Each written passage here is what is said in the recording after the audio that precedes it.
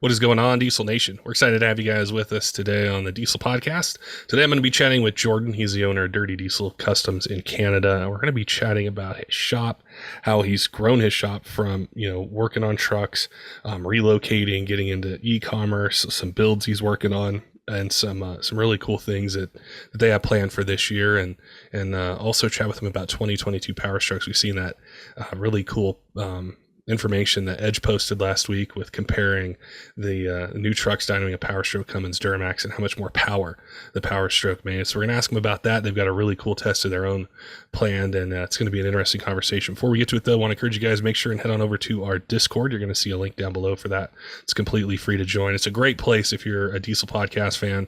You want to be able to chat with us, other listeners, be able to talk about builds, maybe problems you're running into trying to get a truck up and running, or just want to show off, your truck. There's some really cool ones that you guys have posted on there, and I love seeing the comments. They go all day long, they go into the night. It's really cool to be able to just open my phone, see what you guys are chatting about, maybe ask you guys a question. Maybe there's a guest that you want on, a company that you want to hear from.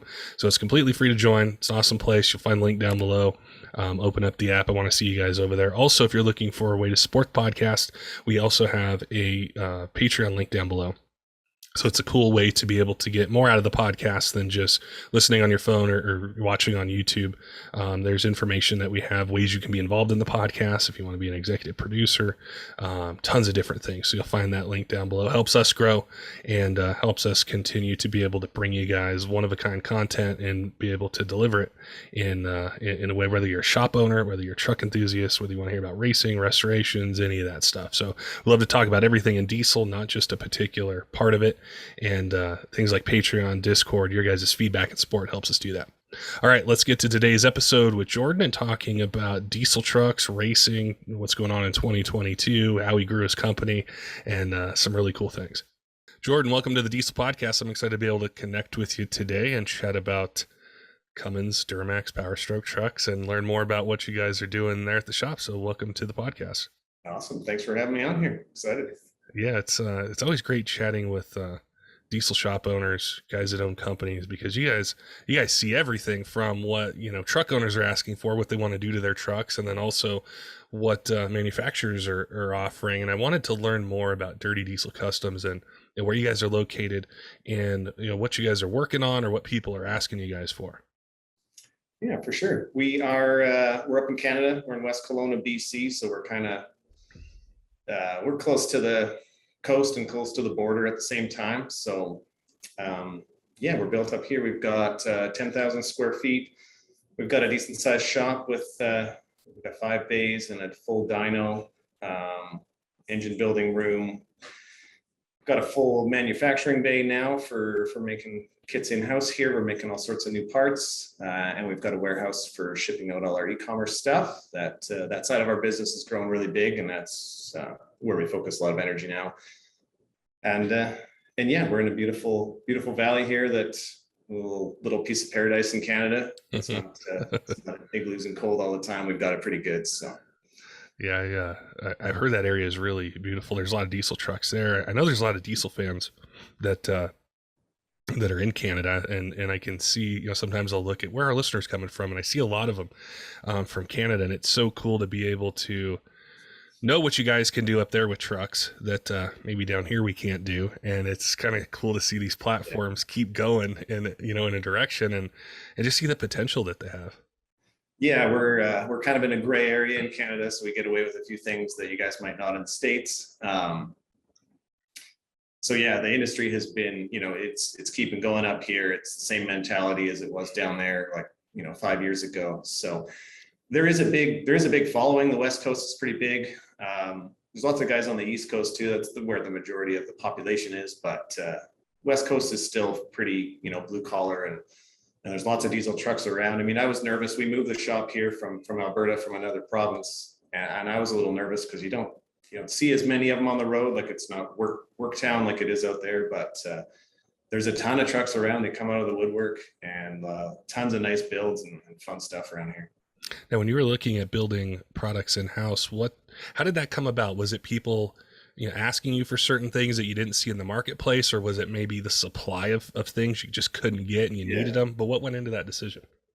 Mostly supplies. So we've, we actually had a guy apply for, to work in our warehouse, and he's like, I'm an engineer. I want to build a manufacturing side to your business. And we were like, I don't know, that seems like a lot.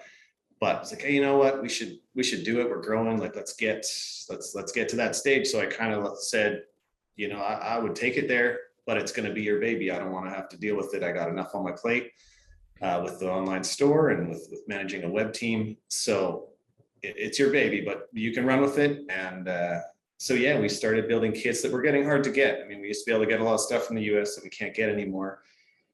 And people want quality made stuff. They don't necessarily want overseas stuff. So we got into manufacturing and designing our own kits in-house. I mean, there's only so many ways to skin a cat. So a lot of it's similar to what else is out there, but we've tried to refine it. And I've really focused on keeping it made in Canada or the US, like just keeping it somewhat local.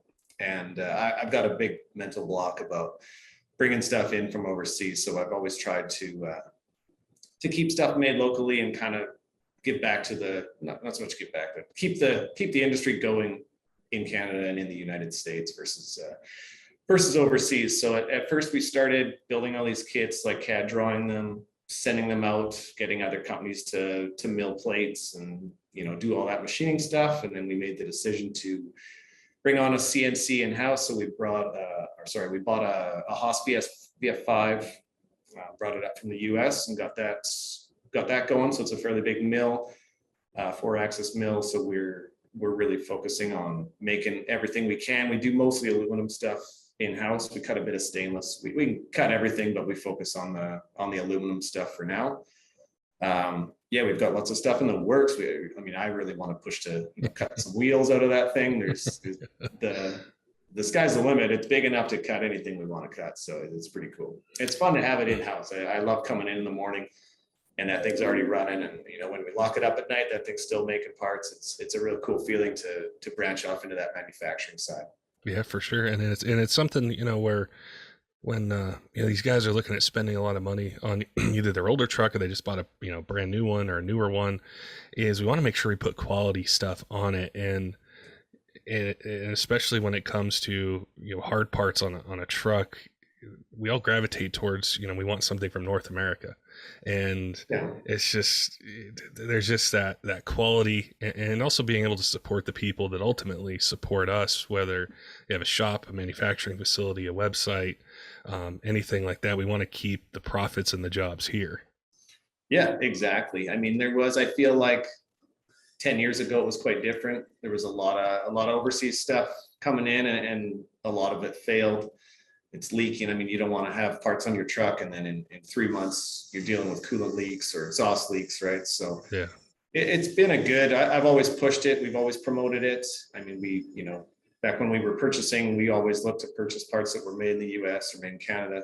And I think the rest of the industry kind of followed and they'll pay, it is more money. It's 10 times the cost to manufacture it here versus overseas, but it's worth it and guys are looking for it. So there was a guy who owns a shop that it just kind of sparked my memory to ask this question. And I wanted to ask you, because you had mentioned being in Alberta, moving to BC, and he has a smaller type shop. He builds transmissions, and he said, hey, when you have a guest on that has done this, can you ask them what are some things that they did to be able to build their brand locally or to get the word out? I think he wants to expand. He wants to get bigger. He wants to take on more work. What were some things you learned either when you first started in Alberta or moving to a new area and letting everyone know around you, hey, this is what we do. We can work on your trucks. We make these parts. What were some things that helped you guys grow? Yeah, it's a nerve-wracking thing to take on for sure. We were in Alberta. We were in Red Deer, Central Alberta. So we were kind of in the heart of where, there's a lot of diesel shops out there. There's a lot of good diesel shops out there. So we were in the middle of, some good competition, and I'd always wanted to move back to BC. This is where I grew up.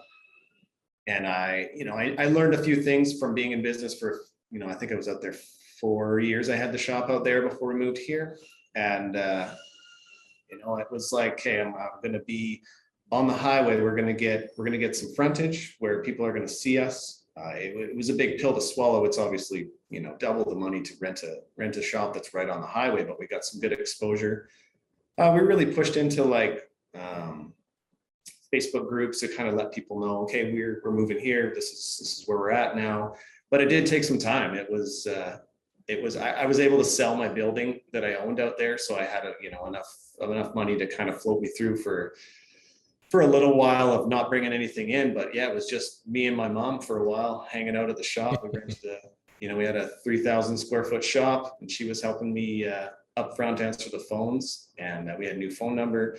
So it was pretty quiet for a while. And but I had learned a lot in what I'd done out there, and I came from an engine building background, so that's where I've always focused my energy was powertrain stuff and mostly engine stuff. So it took a while to get noticed, but I mean, I think that, just from word of mouth, it travels around once you get some work through the door. But yeah, I went knocking on doors like other shops, trying to be like, hey guys, like if you guys aren't comfortable pulling cabs, I can do that kind of stuff. If you want to send some work my way, and then everyone was just giving me the cold shoulder, like, nope, I don't know who you are. You're the new guy in town. Like, get out of here. And it took a while, and it's funny because now they come to me looking for parts and stuff. So it took a while to grow, but I really invested into the online store. I was lucky enough. I had an ad in the local classifieds, just an online, anyways. And only had one guy reach out, and he was like, "Hey man, I love cars. I love the automotive industry. Just finished my marketing degree. I'd love to help you out." I was like, "Okay, that sounds good. Let's do it." And I knew it was the step that we needed to take to get the website growing, because it was a lot of work. It was a lot that for a long time there was no income coming in. It was just me shelling money out, trying to get product on there, trying to get it built up with Google Analytics and get it going. So it took about a year. That did help huge. I mean, it paid off in the end. It was great. We've got web team of guys now that work on that, but that really pushed as well. So even if local people can see you online, between that, and I was also going out trying to support local like car shows and stuff, having a booth at that. I think that's huge for local payoff. We go to the racetrack and race. That was another thing that people were just like ecstatic, because no one had a diesel drag truck in town. And then we went up to the racetrack, and my truck's not that fast by any means, but it's loud and smoky, and people were like, wow, that thing is so cool. They didn't expect it to, we were just going for street legal night, but they didn't expect it to be as fast as it was. So that was pretty fun. That got a huge amount of exposure just from other local shops, even just being like, oh, okay, now this guy's around, and he wants to be part of the community. And you kind of all of a sudden they just kind of let you in, and then you all start working together. It's good. So there's definitely a multi-pronged approach to being able to do that, be able to locally grow, but then also there's so much potential out there, like you mentioned with the website, and being able to sell to somebody across the province and thousands of miles away. That can still be your customer.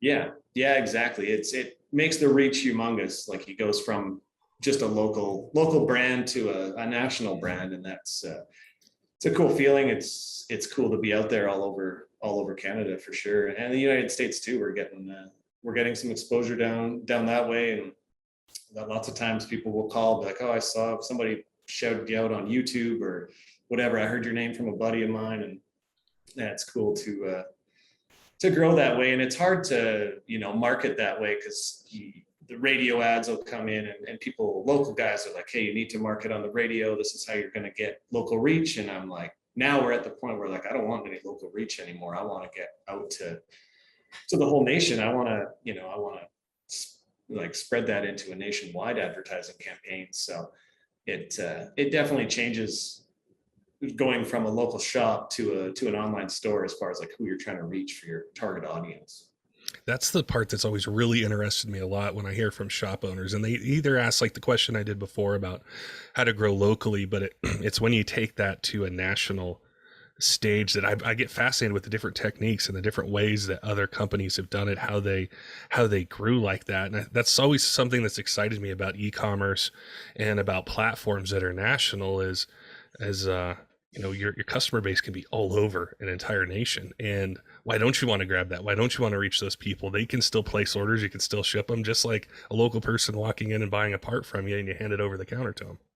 Yeah, exactly. And it's something that I didn't come from that background. I mean, I'm a mechanic. I just build engines, and all of a sudden we're getting into e-commerce and trying to market to the whole country. And we lucked out.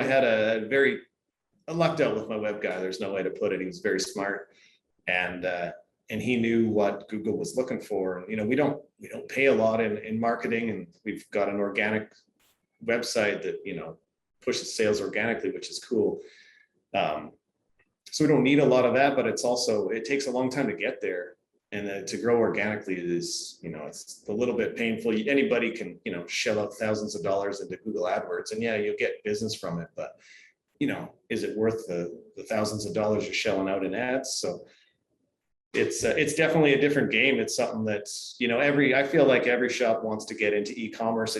It kind of like sounds easy if you're looking at it from the outside in, be like, oh yeah, you just sell parts online. There's nothing to it. You just ship them out. But, it's constantly, updating pricing, making sure you're not violating any vendors, map policies, and getting all the new content on all the time. Like we've got enough, I think we have like 14,000 part numbers on our website. So every time some vendor does a price update or, comes out with new parts, it's just a full-time job keeping up with just that. So.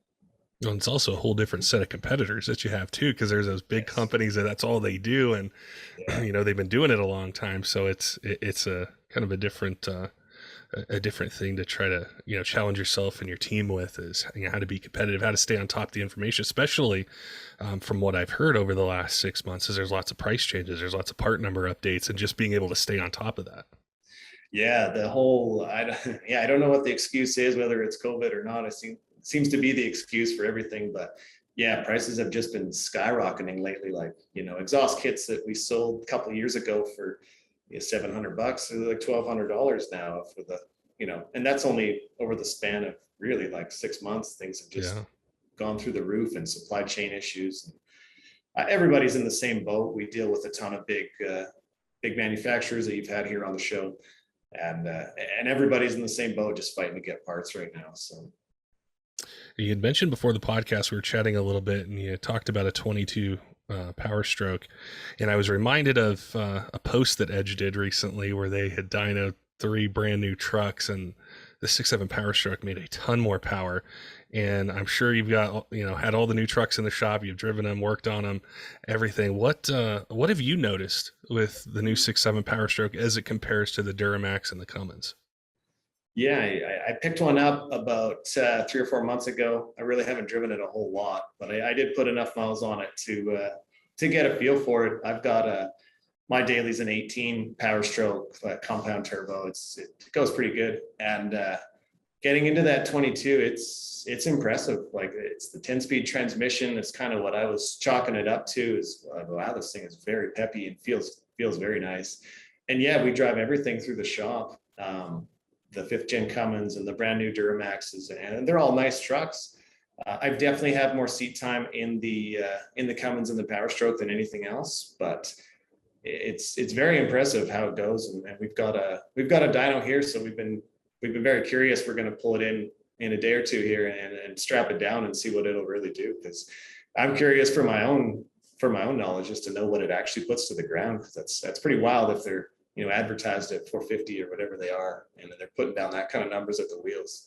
Yeah. We've done a bunch of dyno stuff for a brand new vehicle, and added other products from different manufacturers, and just put on one piece at a time and seen what it actually puts down on the dyno. And it's a real fun.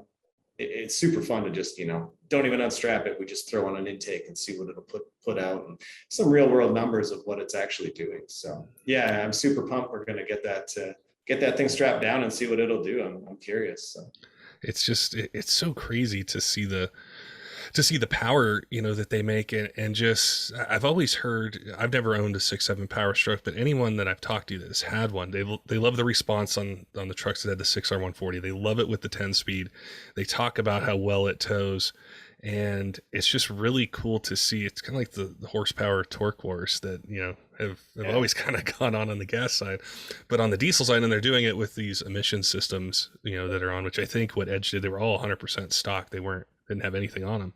And it's like 450 horse at the tires on a bone stock truck. Like, you think back to the 12 valve days and you're like 180 crank, 225 crank, whatever it was. Yeah, we were lucky to get 150 at the wheels. Yeah.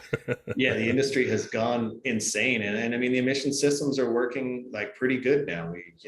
We do a lot of trucks, just tune them emissions on and have good success. We're getting good power out of them. And yeah, to come out of the box with that kind of horsepower number is wild. But getting back to the 6.7, yeah, we do a lot of Powerstroke work. We've always been known for Powerstroke shop, 6.0, 6.4s. We built tons of motors in-house here. 6.4 stuff obviously was very common. Trucks are kind of fading out now, but yeah. And then the 6.7 came out, and we do exhaust manifolds on a ton of them, and that's like their biggest issue is the turbo on the early ones and the manifolds.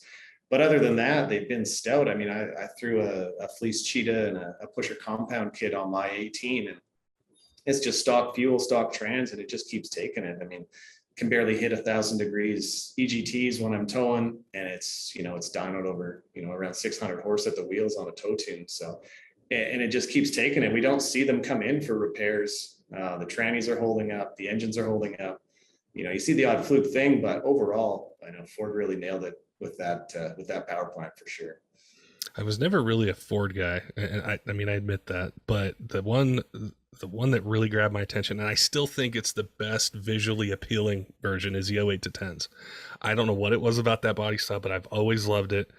And then I wasn't really excited about the 11 to 16s, but the styling on the 17s to current is just, when I look at it, I'm like, man, it has the look. It just, and then you combine it with, the 6.7 engine and just what Ford has been able to do with it, and the transmission, and then the response. And I see that thing from Edge, and you guys are going to do the dyno here shortly. And it's just like, man, it's really responsive. It's making good power. And I'm starting out at a higher, horsepower and torque level than something else. It makes it really appealing to maybe, switch brands and jump over. Yeah, they are a nice truck. I'm with you. I wasn't like when the 11s came out, I was a 6.4 guy. Like that's where, when we started, it was all 6.4s. We built multiple 6.4, 4-digit number trucks. And I've got a 6.4 drag truck that I know I can never give up. I love, and I'm like stubborn. I know I should be putting a Cummins in it, getting some real power out of it, but I'm like, no, I'm gonna run this 6.4 till it throws a rod out the block. I'm gonna run this 5-speed until it blows up again. But yeah, with the 17s, I mean, they're just stylish looking trucks. They look good. There's tons of good creature comforts in there. They drive nice. And you're right, with the 6.7 power plant and that 10-speed. I don't have a lot of seat time in the 10-speed. I've got some friends that, tow all the time with that truck, and the mileage they're getting out of those things from factory is wild. I'm curious to see what comes down the road with some good tuning and some aftermarket turbos. I don't know. People are, it's a little bit slower to get, new products to the market nowadays for the brand new trucks. I feel like it just takes more time than it used to, but maybe I'm just impatient. But it takes a while for the turbo kits to come out and the piping kits and stuff, so we can really see, like, I don't think there's much out there for the 20 and up aftermarket turbo side of things. And, the piping kits will fit, but I want to get some different turbos on these trucks and see what they'll do. And it's slowly coming out, but I'm curious to see where they'll go, because the bottom ends are very stout. Trannies are holding up really good. So we'll see where it goes. People would really be surprised to know how many guys that race a Cummins truck tow it there with a 6.7 Powerstroke. It's more, and what's so cool about it is it changed the whole conversation. You think of the 7.3s, and they're really reliable engines. They'll run forever, but you're not going to necessarily make a ton of power very easily. And the 6.0, had its growing pains and lots of things that needed to be addressed. And the 6.4 was great. I remember early days of tuning with those, and I'm like, these things are hitting 550, 600 horse on a tune. And then we start to see, okay, maybe they have some engine issues, but the 6.7 is just something where you get the power, you get the reliability, you have a great transmission behind it, you have awesome styling, you have all these different things. And I think that really helps. I think it's helped that side of it grow. I know Ford always outsells everybody, but as far as pulling other people in that may not have considered a Ford Powerstroke. It's definitely helped do that. And I'm always surprised when I ask somebody, hey, well, what do you tow it with? And they're like, oh, a 6.7 Powerstroke, a 2019, a 2020. I've seen that a few times. A few Cummins drag trucks pull up with a Ford towing it. It makes me, it's good camaraderie. It's good fun to make fun of that all the time. But yeah, they were starting, they were going down a road where they were getting into trouble with the 6.4. It seemed so great right off the bat. Like you said, like, we'll tune this thing and all of a sudden we're getting close to 600 at the wheels. And then they started popping off and now they're just like, they're all leaving the world with cracked pistons. So it's not even a matter of if, it's just a matter of when. And but they've earned that back with the 6.7, and they had their own issues with the engines not being quite as stout. Like a 6.4 bottom end is so strong. You just my race truck has stock rods in it and it just takes a beating. You can't do that with a 6.7, but with the right mods you can. But that was the worry out of the whole, was like, oh god, the rods are going to bend compared to what we can do with the 6.4. But they've proven themselves to be so reliable over the years, so it's cool to see. And we're still pretty early in 2022. What are some things you guys are planning on, either for new parts or new things that you guys are going to be doing, or that you'd like people out there to know, to check out your website or check out social media and see? Like you mentioned the dyno, which we're definitely going to tune in and definitely want to see the results of that. But with parts or just things you guys are working on.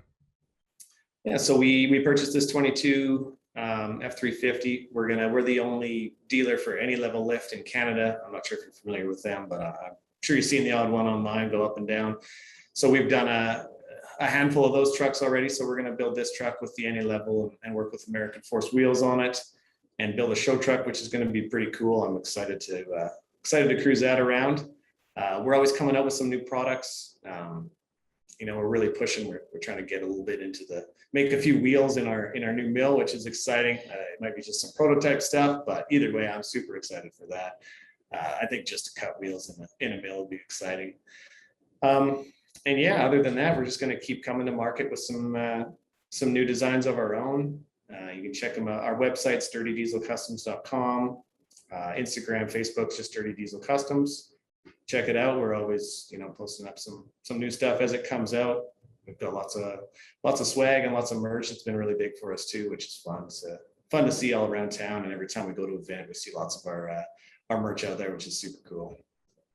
Definitely have to let me know on the wheel side. I love wheels, and I love, you mentioned American Force, and like, I've always loved their designs. It's just, I don't know what it is about them. I can't quite put my finger on it, but there's so many choices for wheels out there. And it's just like, some of the designs just don't really grab me, but there's a lot of theirs that do. And I scroll through their website all the time. I'm not even in the market. I'm just looking at them. No, I'm with you. I love wheels. I love big polished wheels. They do it for me. And you're right, American Force. I feel like they were one of the first ones, and they've just got this like lifestyle brand about them that they're the cool wheels. And you go to SEMA and they've got the huge booth, and they've got the atmosphere. And you're right, they do have styles that just appeal to me as well. And I like their style of building wheels. So yeah, it's not like we're not shooting to take them down or anything. I just want to dabble in it for our own fun. But yeah, they're a good manufacturer and fun to work with. So now, when you guys do the dyno with the Ford Powerstroke, you guys gonna post that up on like Instagram and Facebook and stuff? For sure, yeah, we'll post that up. We'll post the numbers. We'll see what it does. Try to wrangle up a couple other ones at 21 or 22 GM. I know we got a GM coming in here soon, so try to do them all, and it'd be fun to do the same kind of thing. I mean, I know Edge did a couple trucks, so I think they're proving it, but I'd love to see it on our end too and see what's That's cool. Yeah, I'm definitely gonna be looking forward to seeing that. And I appreciate chatting with you today, learning more about what you guys are doing, hear about how you guys grew and the changes that you guys had, and then also what you're providing for truck enthusiasts, diesel truck owners, whether they're in Canada or in the U.S. And it's really cool to see and hear how you guys have grown, and how you guys are going to continue to grow in working on trucks, designing parts, maybe doing some wheels and some other things. So it's cool chatting with you today. Yeah, thanks for having us on. We've got a good sales staff.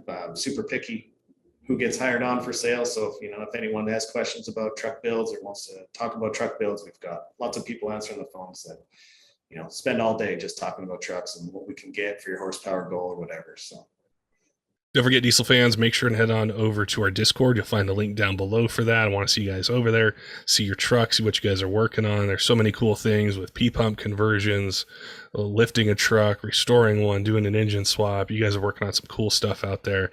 We appreciate everyone that's jumped on and how you guys have helped us grow that. Also want to give a shout out to a couple of our Patreon supporters, Texas Diesel Supply and Wrights Diesel Services. We appreciate what them and all of our supporters, whether you follow us on Instagram, Facebook, YouTube. I want to thank you guys for helping us hit 22,000 subscribers on YouTube. We never thought we would even get 1,000 people 6 years ago when we started the podcast. So it's great to see your guys' comments and feedback. And that's what we thrive on, is hearing from you guys and being your guys' podcast and asking the questions and getting the guests on that you want. So we wanted to thank you for that.